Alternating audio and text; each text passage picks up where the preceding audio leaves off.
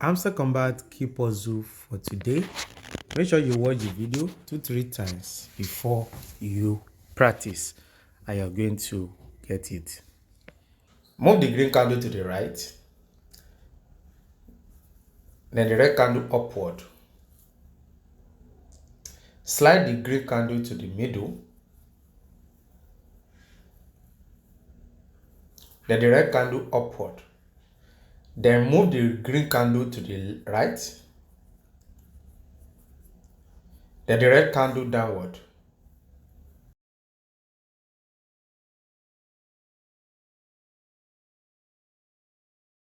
Move the key to the left, then the red candle downward. Then return back the key to the right.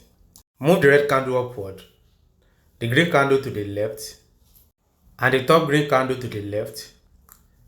Move the red candle upward, then adjust the green candle to the left. Bring the red candle downward, then you slide the key. Boom, you get it. Watch the video 2-3 times before you practice, and make sure you join our Telegram channel where you'll be getting updates on a regular basis.